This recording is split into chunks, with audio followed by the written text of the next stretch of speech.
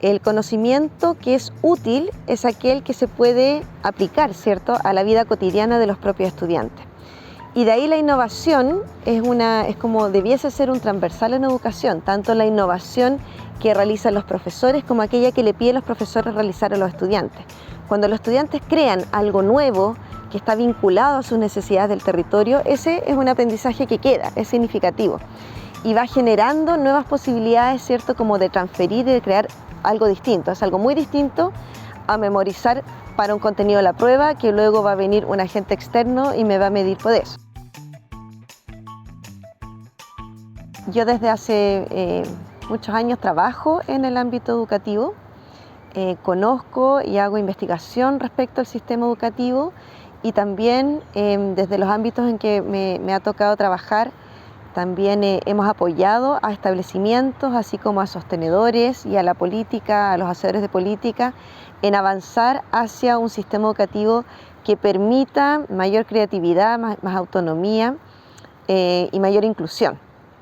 Desde ahí, el llamado que está haciendo la Fundación Educación Futuro me convoca en el sentido de que me parece muy importante generar iniciativas a nivel regional que permitan fomentar la innovación pedagógica y la creatividad que tanto se necesita como una respuesta o una contrarrespuesta a los sistemas altamente estandarizados y con rendición de cuentas que tenemos hoy día.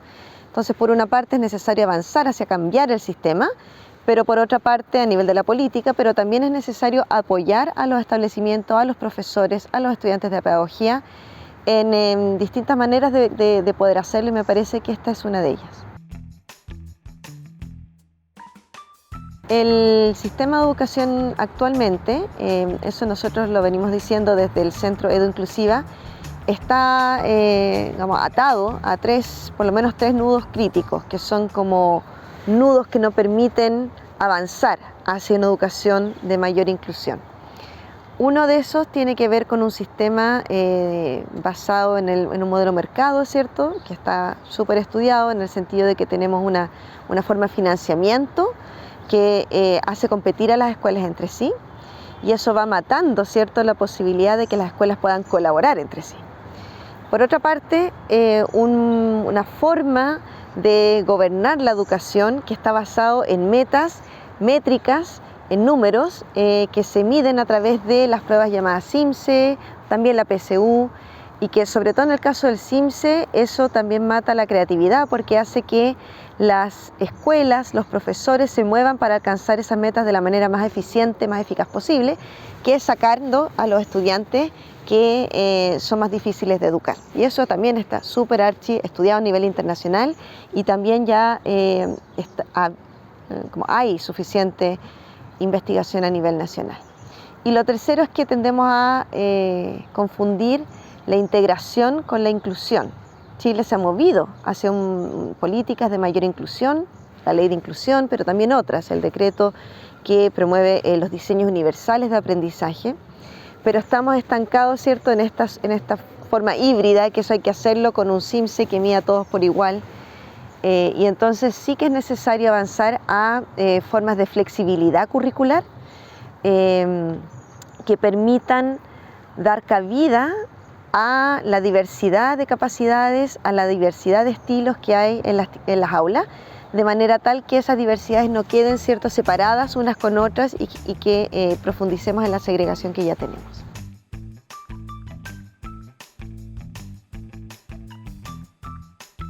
Las brechas educativas que se conocen tienen que ver por una parte con el rendimiento en pruebas académicas, que es de las que ya hemos hablado, ¿cierto? Hay brechas importantes, pero también hay brechas socioafectivas, en el sentido de que en las investigaciones que yo he liderado, cuando hemos estudiado el nivel, por ejemplo, de bullying o victimización, o también el clima escolar, el bienestar que perciben los estudiantes, en general uno ve que los estudiantes que vienen de sectores de mayor pobreza puntúan menor en ese tipo de pruebas. No siempre es así, ¿no? O sea, siempre hay excepciones. Y cuando hemos estudiado esas excepciones de manera cualitativa, vemos que hay mucho foco puesto en una organización que atienda la diversidad. Ahora mismo estamos haciendo en una tesis de pregrado, por ejemplo, un estudio en un liceo de la comuna de Valparaíso que hace mucho por trabajar la diversidad de sus estudiantes, entendiendo la inclusión como la inclusión a estudiantes migrantes. Tiene un 30% de matrícula de estudiantes migrantes de 9 nacionalidades distintas y la inclusión de género. Entonces están haciendo formación en temas de sexualidad y género, tienen estudiantes transgénero en transición, ¿cierto? Y entonces creo que aquí hay mucho, y ahí en ese establecimiento los estudiantes sí perciben y reportaron un alto nivel de bienestar. Entonces, la escuela puede hacer mucha diferencia y por eso nosotros trabajamos temas de convivencia escolar, porque muchas veces esto se juega en una convivencia que sea democrática, inclusiva y no solo tratar bien a los estudiantes que más y mejor pueden.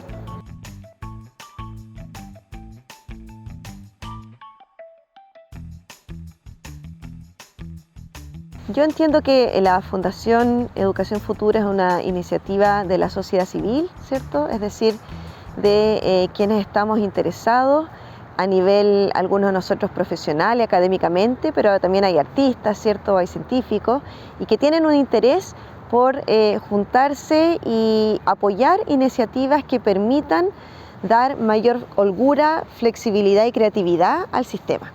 Y desde ese punto de vista me parece que es necesario, es decir, que la participación nuestra también en calidad de ciudadanos puede permitir también generar iniciativas que sean interesantes. A mí particularmente me llama positivamente la atención este concurso con el que iniciamos, ¿cierto? Que se llama Videas, al cual también los invito a presentar sus propuestas, tanto a los profesores como a los establecimientos, como a los estudiantes de pedagogía, como a los académicos, ideas creativas que en realidad hayan sido puestas en práctica, ¿cierto? O sea, queremos conocer de sus experiencias en innovación, en creatividad pedagógica, ¿para qué? Para socializarlas, difundirlas, pero también crear una suerte como de banco de ideas que nos permita también, o permita a los profesores sacar buenas ideas, porque de las buenas ideas se puede aprender. Obviamente no se trata de copiar y pegarlas, sino que como ciertos recetarios, ¿no? Que pueden ser interesantes para ajustarlo a mi propia realidad. Yo probablemente voy a participar en el jurado de este concurso y también luego van a haber otras iniciativas que tienen que ver con poder acercar y ofrecer experiencias de exploración científica e indagación también creativa en establecimientos escolares.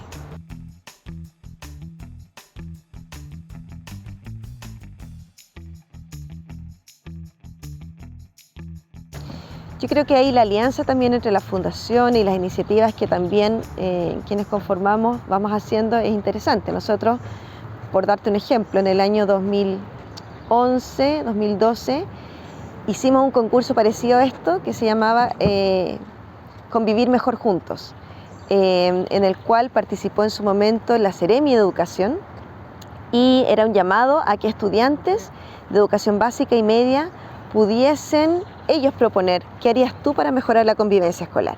Y los alumnos entregaron cuentos, afiches, canciones. Fue un concurso, entonces el curso ganador también tuvo un día, un paseo, y luego nosotros transformamos las propuestas que habían sido seleccionadas en fichas didácticas, como fichas educativas, que hoy día están concentradas en un libro que publicamos ahora hace poco, que se llama Convivir Mejor Juntos y que está disponible en la sección de recursos de la web de Paces. Me parece que iniciativas como esa pueden volver a hacerse, ¿cierto? Pueden congregarse con propuestas que tengan que ver como, por ejemplo, preguntarle a los propios estudiantes. Es decir, acá en el sistema educativo necesitamos aumentar la voz de los que han sido más bien invisibilizados en su derecho a voz y voto. Y por eso me refiero a los profesores, sobre todo a los estudiantes, a los asistentes de la educación, y iniciativas como esta de verdad que permiten ir como sacando la voz, no solo en la escuela, sino también a nivel regional.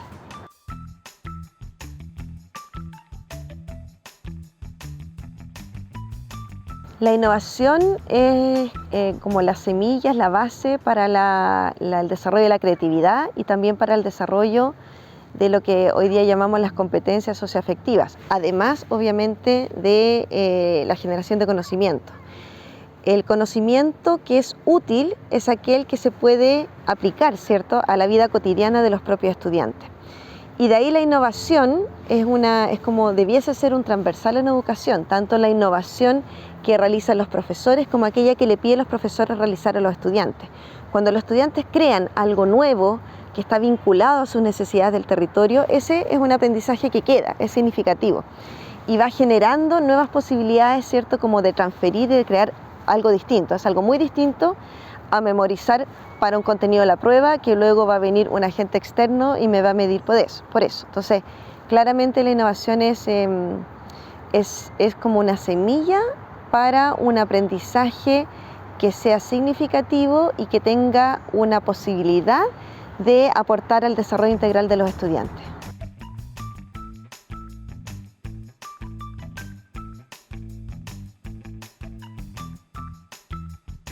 Me parece que las universidades están haciendo su parte respecto de avanzar hacia mallas curriculares que incluyan temáticas como inclusión y desarrollo socioafectivo. Yo lo veo en mi universidad. Sin embargo, creo que el sistema está tan atado en estos nudos que hablábamos que hace difícil que luego los estudiantes de pedagogía, una vez egresados, o los estudiantes de enseñanza media, ¿cierto?, que luego sacan también la pedagogía, puedan innovar. Si el problema, más que en la formación inicial docente, me parece que está en lo rígido que es el sistema educativo respecto a las condiciones de trabajo que ofrece a sus docentes. La Escuela del Futuro es una escuela que tiene primero infraestructura y mobiliario distinto, que permita el movimiento, que haga que los estudiantes con déficit atencional, con condiciones del espectro de autismo, no se sientan que tienen que sufrir, ¿cierto?, en la escuela, porque en realidad se pueden mover o se pueden desplazar. Es una escuela que permite flexibilidad a las diversidades de los estudiantes. Es una escuela que tiene menos horas de trabajo, pero más potentes, más lúdica, más entretenida. Es una escuela donde se pasa bien, donde el profesor también puede crear, puede innovar y donde la política educativa confía en el profesor y le haga caso. Sí, yo pienso que sí confío en que lo veo, de a poco vamos alcanzando a lograr ese ideal. Yo veo como algunas políticas, por ejemplo el decreto 83 o el 67, que tienen que ver con, por una parte, una manera de planificar y de hacer desarrollo e implementación curricular que permiten atender realmente a la diversidad, y por otra parte, el dejar de repetir automáticamente los estudiantes solo si tienen una alta asistencia y bajas notas. Eso son señales que son importantes, ¿no? Además, obviamente, el sistema de inclusión, pero hay otras que son como contradictorias, contrarias, como el sistema de aseguramiento de la calidad, y veo que estamos a puertas de una nueva constitución que probablemente va a traer consigo modificación de las leyes, ¿cierto?, de las políticas, y eso va a ir haciendo que estos cambios que estamos viendo, yo voy viendo cómo las escuelas van cambiando y van haciendo que los estudiantes se sientan mejor y vayan aprendiendo más, más en el sentido de que sean más estudiantes, mayor diversidad de estudiantes los que van alcanzando el currículum, digamos, deseado, pero eso también pasa por cambiar la idea de tanto estándar igual para todos.